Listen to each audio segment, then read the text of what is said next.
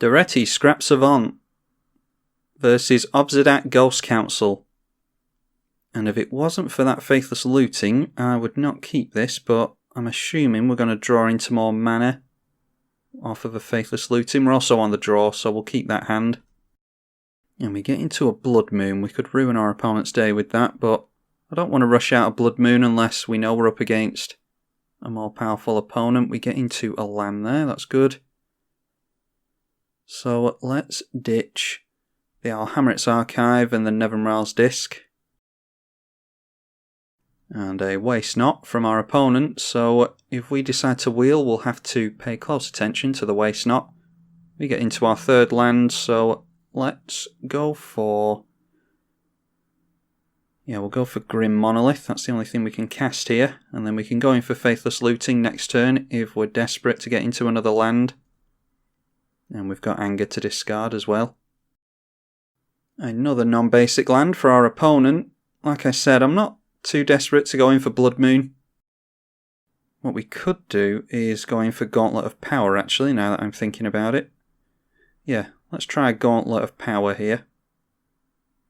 Obviously name red off of that. And then might as well get down the Codex Shredder. It's some sack fodder for when we get our commander into play. Solemn Simulacrum from our opponent. If they get into a basic plains here, then I will drop the Blood Moon at some point. I only like to run out Blood Moon if we're up against an incredibly powerful commander, and there is the basic plains. So we've got 6 mana now. Let's drop our commander, and we'll plus our commander so that we can try and get into a land. We'll discard Anger and the Starstorm. Oh, and that will, yeah, what did I say before? We need to pay attention to Waste Not, and instantly forgetting about Waste Not. So they'll get a zombie and draw a card here. We do get into that land though, so let's go. Yeah, because the Waste Not's so good, I don't feel too guilty now about going for Blood Moon. And then we will leave Gamble as it is. Let's mill the top card. Okay, we get rid of Mycosynth Wellspring. Yeah, we'll just leave it at that. Daretti's going to be knocked down. Okay, well I was going to say Daretti's going to be knocked down to 1 loyalty, so we won't be able to reanimate anything, but our opponent must have just noticed the Blood Moon. Let's see what we would have drawn into. A Mere Retriever's pretty good in this deck. Yeah, we could have played that and sacrificed it to Daretti to bring the Mycosynth Lattice, or the Mycosynth Wellspring, I should say, back to our hand. And reanimated with Daretti, the Alhammer's Archive. That makes it so we draw 4 and discard 2. And then maybe going in for Wormcoil Engine at some point. Yeah, I think we were set up quite nicely, but if our opponent doesn't run much removal in this deck, like a typical Orzhov deck should do, then they're not going to beat Blood Moon by the looks of it. Tried to go easy on my opponent with the Blood Moon, but it didn't work apparently, so let's just get on with another game. Couple of mono red commanders pitting it out. That is Daretti Scrap Savant versus Captain Lannery Storm. I'm keeping that. It's a slow hand, but we've got mana. And yeah, I think it's too much to ask to have Captain Lannery Storm get off to a slow start, but they do start off with a tap land, so perhaps we're going to be lucky. Yeah, perhaps we are going to be lucky. A Mana Vault. Do we surprise our opponent with a Mana Vault? I think so. We could just get down Daretti next turn, drop a land, and the Mana Vault, play Daretti. Yeah, I think that's alright, so let's just pass the turn. There's every chance that our opponent will have spot removal for an artifact, so I don't want to play out the Mana Vault just yet. Okay, a chain reaction. Let's get down the mana. Let's get down the Mana Vault, and then we'll go in for our Daretti. And getting out Daretti so quickly might mean that we're helping our chances along of getting down an emblem with Daretti, although Captain Lannery Storm does have haste. So let's... what do we want to discard? We'll get rid of Worm Coil Engine and Duplicant because we are nowhere near casting those. We get into a lot more mana. So we're not going to struggle making land drops this game. Now it's fingers crossed to see if our opponent gets into another land. I'm sure they want to swing in their pirate commander at our commander. They do not get into a land. I don't think they should scoop there though. They've got Mutavault that they can swing in at Daretti. What would we have drawn into? It's going to be another one of those recording sessions. And yeah, for all our opponent knows, we could have gone for Wheel of Fortune there and drawn our opponent another grip of cards. And we probably would have been inclined to go for that actually, because there's nothing in my hand that I'm too keen to keep hold of. And in fact, we could actually do with getting some more artifacts into hand. Let's see what we would have drawn into. This is just proof that you shouldn't scoop early because you never know what's going to happen in a game. Especially in multiplayer, but it can happen in 1 versus 1 as well. Yeah, we would have gotten into 4, 5, 6, 7. A bunch of ramp in Ancient Tomb and Gauntlet of Power. And then we've got some basics as well to tap down with the Gauntlet of Power, so wouldn't have felt too bad about wheeling there. Definitely should have played it out, opponent, but that's the way it goes sometimes on Magic Online. Let's try again, shall we? Alright, third time's a charm, I hope. Daretti Scrap Savant versus Golos Tireless Pilgrim. And there's a Blood Moon against Golos. That sounds like it would be backbreaking for Golos. So let's keep that. What I was saying in the first game is that Blood Moon, I don't really like playing it against certain players or commanders. If I recognise a username as being a particularly spiky player, then I will play it on turn 3, or as soon as I can play it. But I don't recognise... I have seen this username before and I have played against them, but I don't recognise them as a spiky player particularly. But I do know how powerful Golos is, and I don't particularly want to just give them the game, so going for Blood Moon as soon as we can sounds good. They get into Murmuring Bosk. You don't see that card very often, and it is a really good card. It's fetchable and taps for 3 colours. We get Paradox Engine, which is legal in 1 versus 1. A lot of the time people tell me that certain cards aren't legal in Commander, and I'm constantly having to tell people that if a card isn't legal on the official Magic the Gathering client, then I wouldn't be allowed to play it. And this is the official Wizards of the Coast Magic the Gathering client. So the fact that it's in here means that it is legal. Rings of Bright Hearth from our opponent. Yeah, I think the only thing we can do here really is go for Blood Moon and hope that we get into a land for Solemn next turn. So let's throw down Blood Moon and see if our opponent scoops to that. They do not. They can still cast their Golos because it's colourless, so they might be able to get into something here. Maybe they've got Chromatic Lantern, which means that all their lands can tap for any colours. We don't get into a land, so let's play the Rings of Bright Hearth. Don't think we've drawn another land this game. Yeah, we've switched off all the fetches for our opponent. And it's a good job we played the Blood Moon because our opponent's getting ahead of us because we cannot draw into any lands here. We'll just get down the Arcbound Ravager. Missing land drops is not good. I don't know how many basics Golos will run in a 5-colour deck. Whenever I make decks where the vast majority of the lands in the deck are non-basic, I always make sure to run one of every basic for situations such as this, and so that I can fix mana off of Path to Exile and things like that. So we'll see if our opponent gets into maybe a white source here. Will help them get rid of Blood Moon. Nope, they go for blue. So maybe it's a Cyclonic Rift that they're looking for. Wow, we are not doing well here, are we? 6 draws. I think we were on the draw this game, weren't we? I can't remember now. But 6 draws, I think, and we have not gotten into a land. There's not really a whole lot we can do about that. Just need the shuffler to be more kind to us.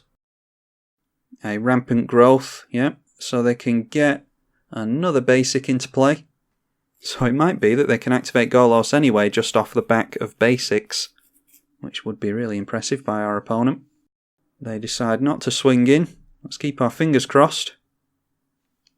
Temple of the False God, well, that will get us into Solemn. They've got blue held up, so do they have counter magic in a Golos deck?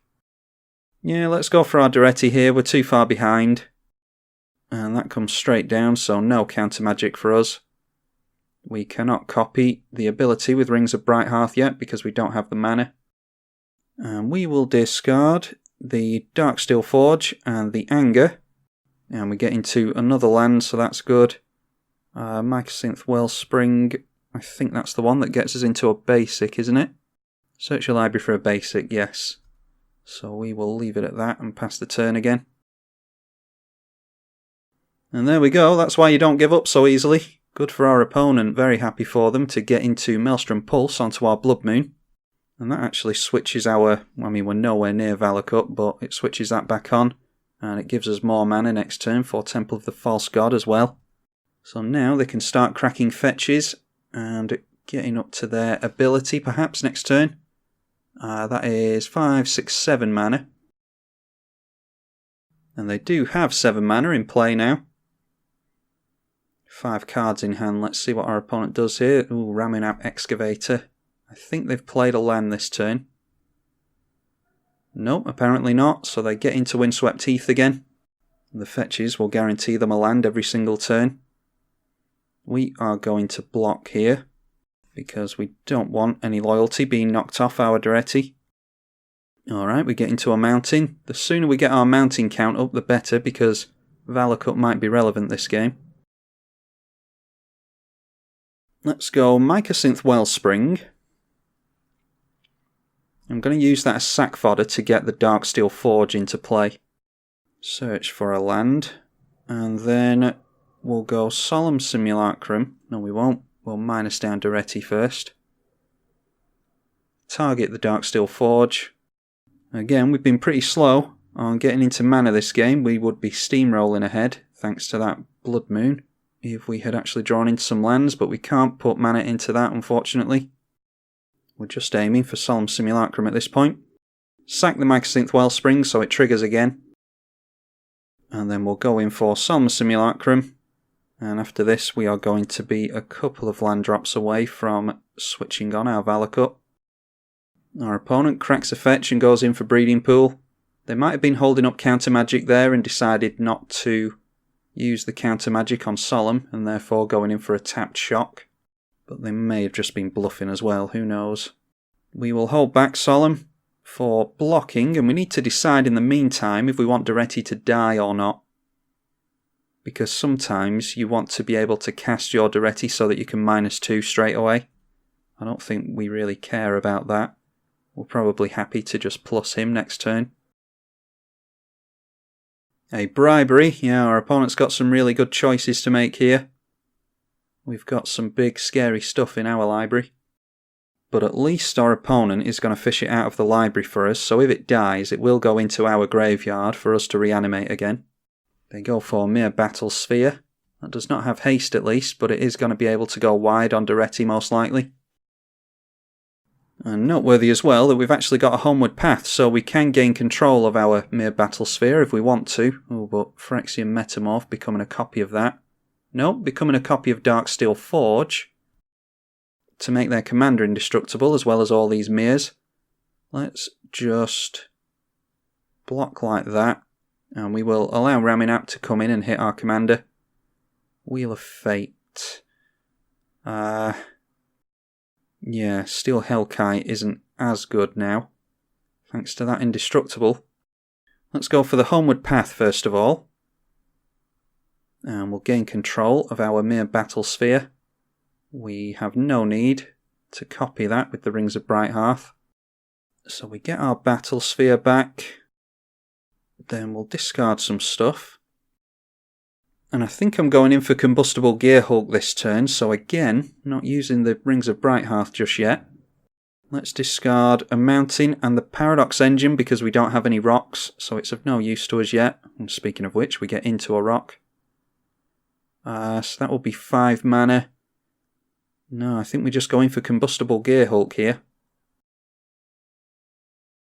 And we'll see if our opponent wants to mill us or give us card draw. They decide on the card draw. We get into Kiki Jiki. That's going to be really good next turn if we can make that stick. We've already plussed on Daretti. We've got a Wasteland to use if we want to. We can take our opponent off of double black. They've got plenty of all the other colours. Yeah, let's go and take them off of double black. And again, not making use of Rings of Brighthearth just yet. Much better in the late game. Or if we've got a mana doubler in play. We'll hold everything back just to help keep our Daretti alive. Then let's get rid of 1 Mountain.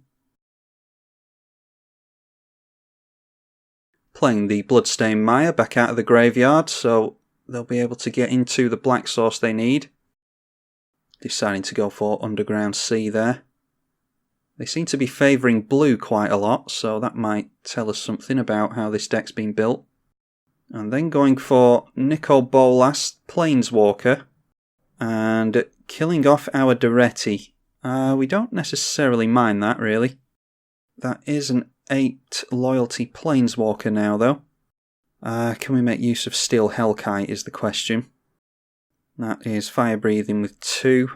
We've got 3, 4, 5, 6, 7, 8. Let's drop that. We're a couple of turns off of Valakut, unfortunately. If we had Mirrorworks in play, we could copy the Steel Hellkite and do something with that. A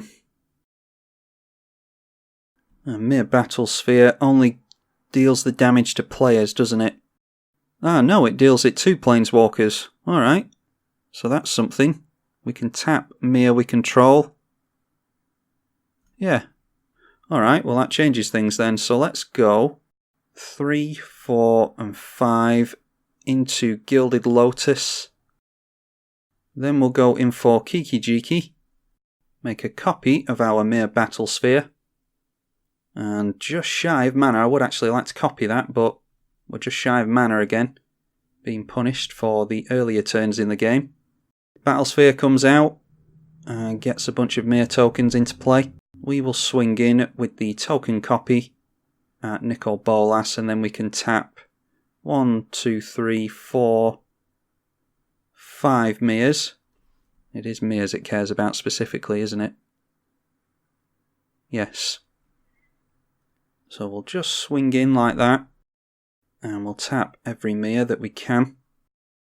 And that will deal 5 damage to Nicol Bolas. I imagine our opponent just chumps with a Mir here. Because that has Indestructible. They do. But if we can make our board stick like this, then we've got a bit of an engine on the go here. Destroy a target non-creature permanent. Yeah, I did wonder about that. If this is some kind of take control of your opponent's stuff deck. There's no real proof of that other than Nicol Bolas and Bribery. But when our opponent was going for a lot of blue mana, I did wonder about that, and them pointing removal at the Homeward Path kind of suggests that that is the type of tactic they're going for. Oh, and further proof of it is Phyrexian Metamorph, I suppose.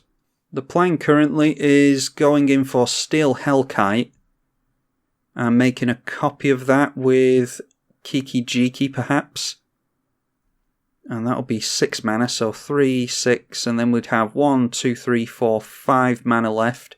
So we could probably put 3 into Ramunap being destroyed with Steel Hellkite.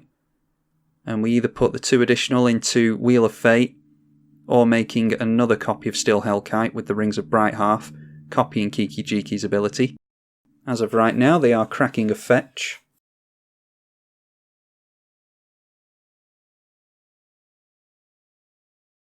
Our opponent decides to activate Golos' ability. Oh, and they've got a Vorinclex. and a Jace Vryn's Prodigy. I think they made a land. Yes, they did. They played the fetch, didn't they? So Cascading Cataracts will stay in exile. Then a Knight of Autumn. That might as well come down and gain our opponent some life, or come down with plus counters on it, because we have indestructible stuff. I don't know what they did there. They decided to gain 4 life. Okay, a priority for us is getting that Vorinclex out of play, as well as the Nicol Bolas. Us being too many turns behind is going to hurt us, I think. I think it was, the first 5 turns that we didn't draw into lands. Yeah, that's really affected us this game. Vorinclex is going to put our lands to sleep here, so we'll try not to tap too many of them. We'll drop a Steel Hellkite. If our opponent untaps with a Vorinclex in play, they're going to be able to use Golos' ability many times.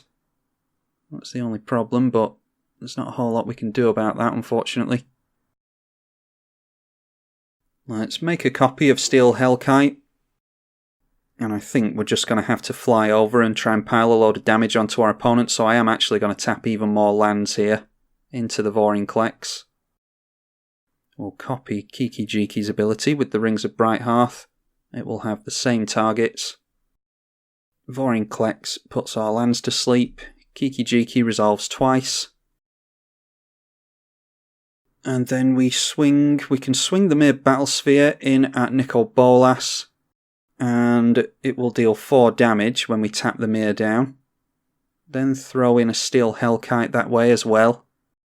Yeah, so we'll go in at our opponent, in at our opponent, in at Nicol Bolas, so that's 5. Oh, actually, we could just... Yeah, we'll go in our opponent with the Mere Battlesphere, actually. I'm trying to get their life total down to 0 as quickly as possible here.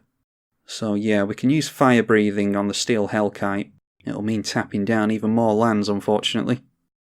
Then we'll tap down the Meres to deal damage to our opponent. Then for 2 mana, we'll put Fire Breathing +1 to attack on that Steel Hellkite to take out the Nicol Bolas. And we cannot copy that, we don't have the mana. Just going to chump with a indestructible Mere. Oh, they might even... That doesn't have trample, so there's no need for them to try and block with lots of things on that, but they might be worried about some kind of trick that we've got, so they might as well gang up on it like that. Oh, and they're actually putting Golos in front of it as well. Yeah, really worried about trample there. They're not going to lose their Golos, which Golos often wants to be put into the command zone and then brought back out, just for the land tutor.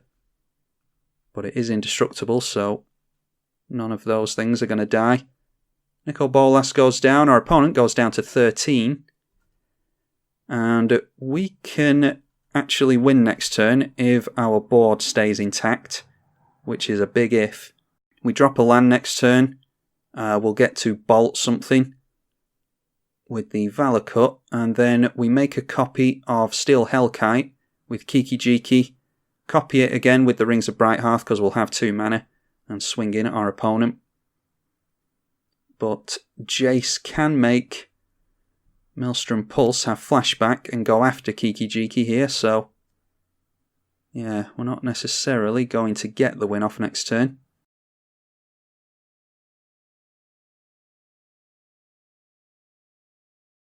A Wargate for our opponent. They can search their library for a permanent with CMC X or less and put it straight into play. So an 8 CMC card coming into play here. And they go for Overwhelming Splendor, which makes all of our creatures 1/1 with no abilities. And in a red deck, I doubt there's anything we're going to do about that. And our opponent does have mana to activate the Golos again if they want to, just deciding to plus Jace and give our Combustible Gearhulk -2 to its power. But unless we get a really lucky top deck, I don't see us getting out of this one now. Activating Golos' ability. Well, they are running counter magic apparently. that won't be of any use to them on top of their library. There's a Dack Fayden, they can take control of an artifact, which is really not good against us.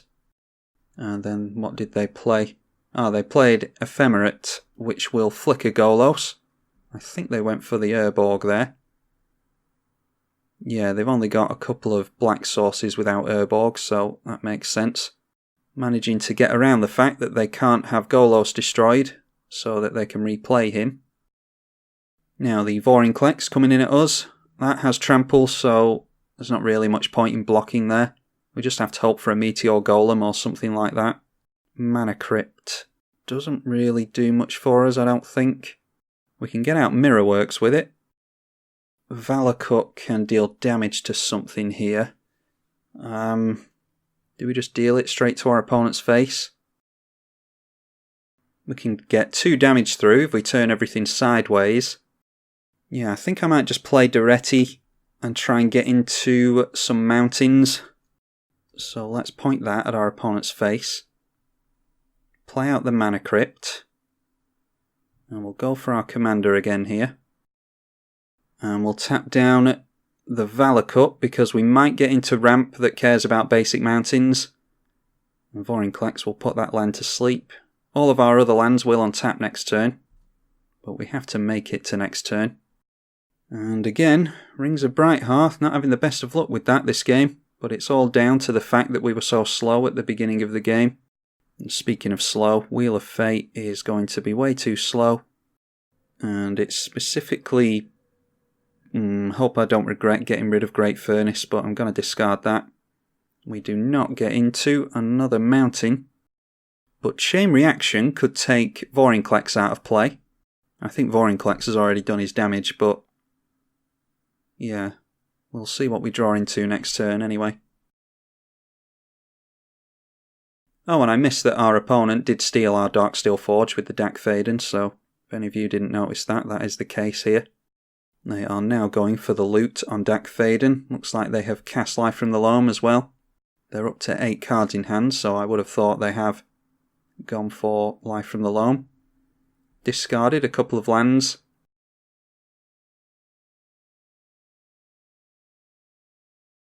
Okay, a Casualties of War from our opponent.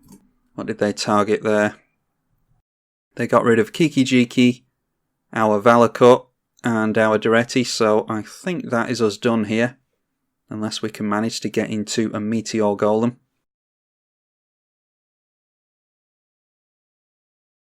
And then another Casualties of War, no doubt, off of the Jace Telepath Unbound, giving that flashback.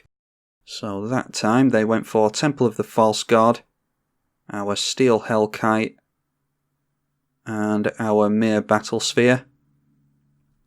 Then Ugin comes down, and I think that just bolted us, didn't it? This comes down with 7 loyalty, so yeah, it has 9 on it now, so that was just a bolt to our head. Let's attempt to get rid of the Vorinclex here by ganging up on it. Our creatures are pretty much useless anyway. And then we get a hit for 1 because Vorinclex does have trample. We win the flip on Mana Crypt. And there's a Gauntlet of Might. That's not going to help us necessarily, but well, we'll try and have it help us anyway. Does it care about basic mountains? No, it's whenever a mountain is tapped. Our opponent does have a couple of mountains over there, but they've got all the mana they could ever need, I think. So let's go in for Chain Reaction. That should kill everything. Oh, apart from the indestructible artifacts, of course, so is there any point in doing that, really? Precursor Golem not having any abilities means that... does that turn off the Enter the Battlefield effect? I don't know how that works with Overwhelming Splendor, to be honest. Let's just do it and see if we can manage to get into some extra 1/1s. I don't think it works. No, it doesn't. So in that case, we will just pass the turn, I think. We got into a Gauntlet of Might at least, but Dack Fayden can steal that from us if they want to, although it does affect every mountain on the board, so there's not really much point in stealing that. Alright, deciding to kill off Dak Faden and steal our Precursor Golem, and then swinging him for 3, 4, 5, 6, 7, 8, 9, 10, 11, taking us down to 8. Then bolting us with Ugin. Ugin is in limit break range now. Then getting down the second Nicol Bolas of the game. And it deals 7 damage to us. Our opponent wins that one. We'll say good game to them. Disappointed with the outcome there because we couldn't get into lands. But it was really good to see our opponent battle through a Blood Moon. Like I said at the top of the game, I don't mind using Blood Moon against certain decks, and Golos is one of them, because Golos is such a powerful commander. And this also shows everyone that you should definitely run basics in every single one of your decks for things like Path to Exile and Blood Moon, because they can really help you out against things like Blood Moon, for instance. I genuinely think we could have won that one had we have gotten into lands within the first, I can't remember what it was, first 5 turns or whatever. But we weren't lucky enough to draw into them, unfortunately, and our opponent showed themselves to be a very capable Golos player there, so kudos to them for playing through the Blood Moon, and I hope you all enjoyed that game. I'm tribalkai on the EDH channel. Thank you for watching.